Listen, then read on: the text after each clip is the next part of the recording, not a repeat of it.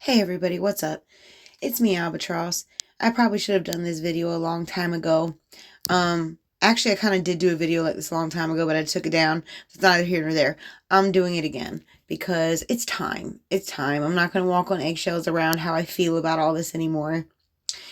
It's old, it's tired. We need to move beyond all this. We need to let go.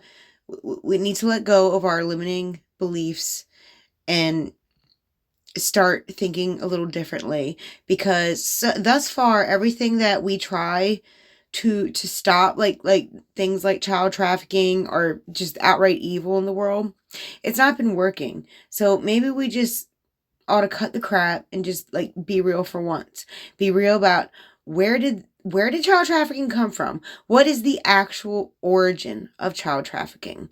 Like, for real, who gave humans the idea to begin to do something so evil, so unnatural, something that goes so against everything that a species is, goes against their own species? It's like the opposite of natural, right? What started all this? Something had to have started it, because this is not, like I say, something that is natural. And nobody's going to like this answer that I have, but this is how I feel, and I'm going to say it. And it's a little bit more than just how I feel. You know what I mean? It actually says it in the book, in the great book, the Bible itself. No matter which version, no matter which translation you read, it doesn't matter. I mean, well, some verses matter, but on the topic of child trafficking, it's clear. It's clear as day where it began. It began in the Bible. It began with the God that they called Yahweh in the Old Testament.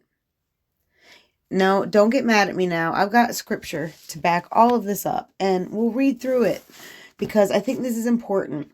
I usually talk about this kind of stuff on my other channel, but like the topics of that channel and this channel are starting to blend. So, yeah, so we're going to talk about it on this channel. So for those of you who are really mad at me for saying this, but if you're still here, thank you for listening. I promise I'm going somewhere with this, okay? I am not a Satanist. I am not a heathen. I very much believe in God, and I have love in my heart. I very much believe in God. I believe we've been lied to about who God is. But anyways, let's go to some actual scripture verses. If you want to see some examples of child trafficking, it begins all the way back in Genesis. Genesis 12, verses 10 to 20. Now, this is after the first time that God, or Yahweh, approached Abraham, okay, and encouraged him to leave his homeland of Ur, the city of Ur, which we know now is like the ancient Mesopotamians, the Sumerians. So, anyways, let's read. Now there was a famine in the land, and Abraham went down, or he's still called Abram at this point, isn't called Abraham yet, went down to Egypt to live there for a while because the famine was severe. As he was about to enter Egypt, he said to his wife Sarah, "I know what a beautiful woman you are. When the Egyptians see you, they will say, 'This is his wife,' and then they will kill me, but will let you live. Say you are my sister, so that I will be treated well for your sake, and my life will be spared because of you." When Abraham came to Egypt, the Egyptians saw that Sarah was a very beautiful woman. And when Pharaoh's officials saw her, they praised her to Pharaoh, and she was taken into his palace.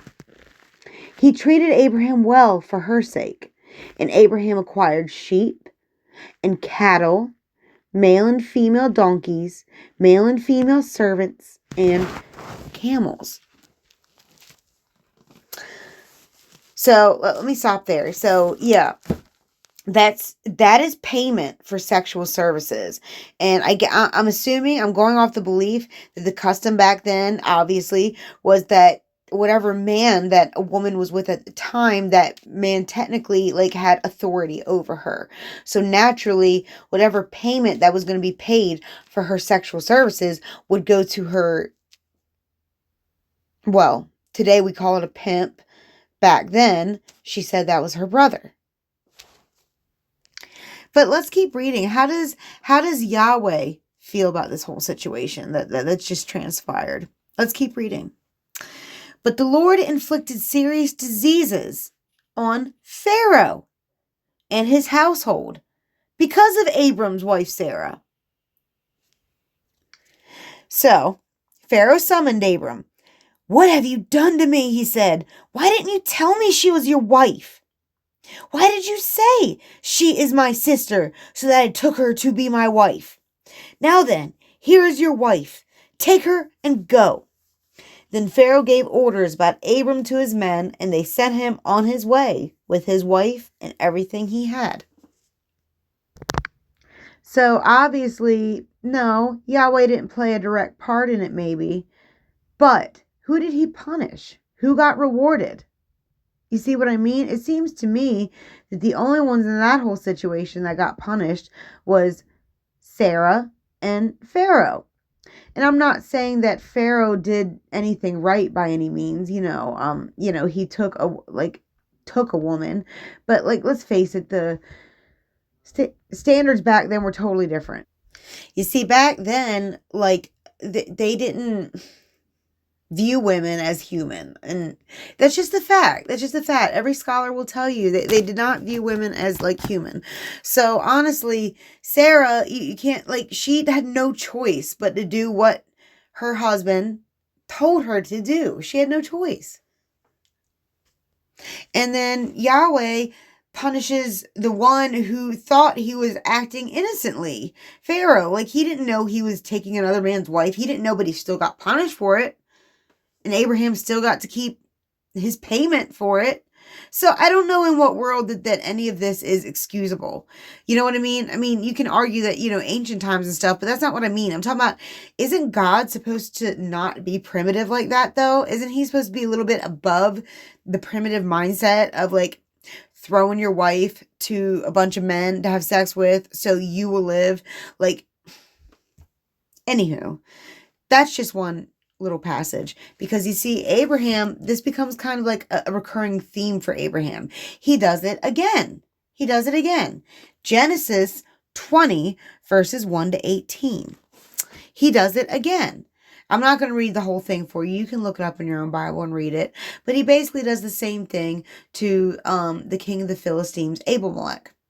Does pretty much the same thing. Goes there, says that's his sister, except in Abimelech's defense, he was so appalled about what Abraham did.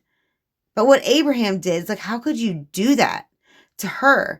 That he personally approached Sarah and apologized to her, more or less, for her own honor, for her own sake, because he was so appalled that Abraham would do that to his own wife. I mean, he was appalled. And once again, it was the same situation. Yahweh obviously did not punish Abraham one bit, but punished Abimelech. And then once Abimelech, restored, gave Sarah back, then I guess whatever disease Yahweh had inflicted on him was taken away. Ugh, so frustrating, right? Just to give diseases and take it away like that. Anywho, that's a whole other thing. We're talking about the child trafficking. Okay. Next example. And it stays in the same family, but Isaac learns the lesson from his father when he's taking his wife to a foreign land. He learned that lesson through his father, because then he made the same mistake. And if you read Genesis 26, 7 to 11, you will see Isaac makes the same mistake as his father with Rebekah. And with regards to Rebekah, with Abimelech, I don't know if it's the same Abimelech as that got fooled with Abraham.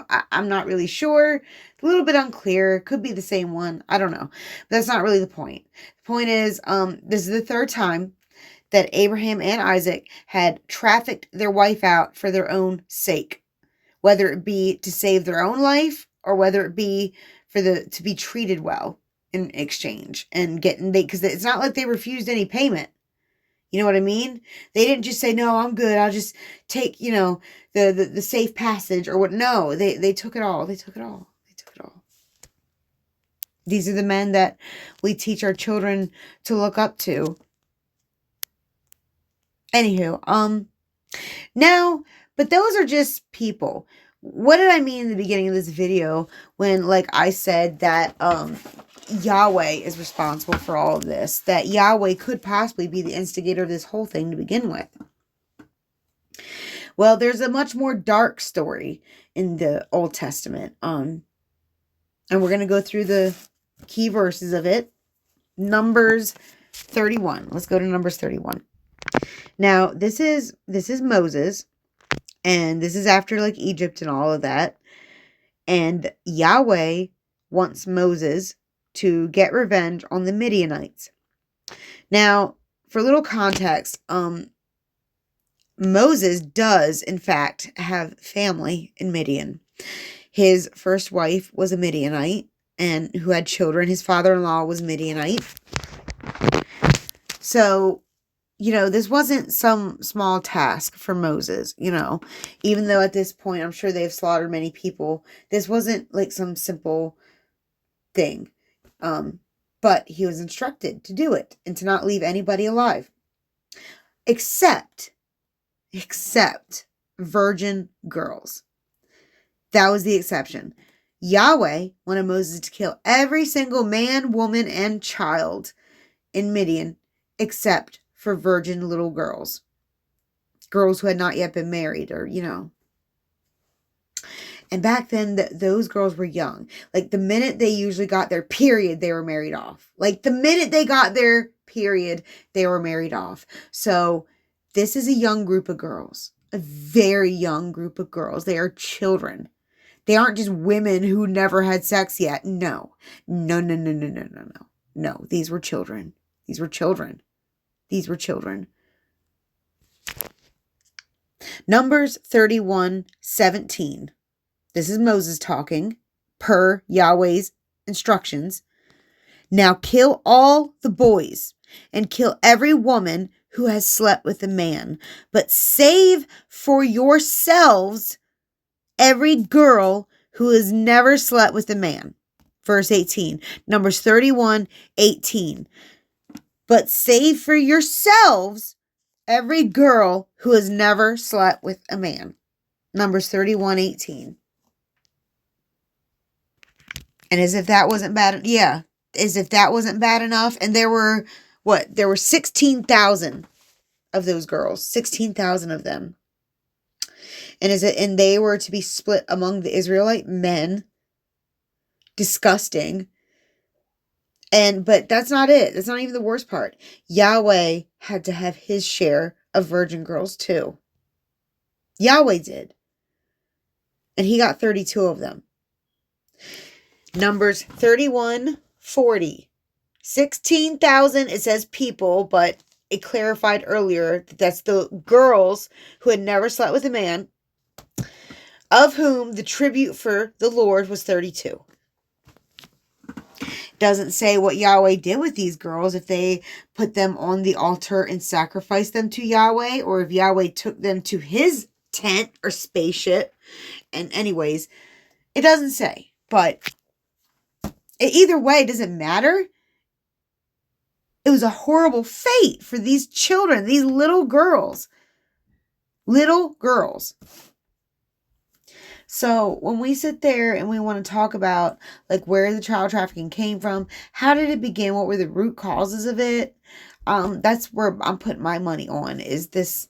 We'll talk about this more another time. But yeah, in the meantime, like, it's not what it's cracked up to be. In fact, I'm willing to wager Jesus wanted to put a stop to this, that Jesus saw through this crap and tried to warn everybody. He tried. He really tried. Anywho, please sign and share their petition to defund, dismantle the CIA. Have a good night.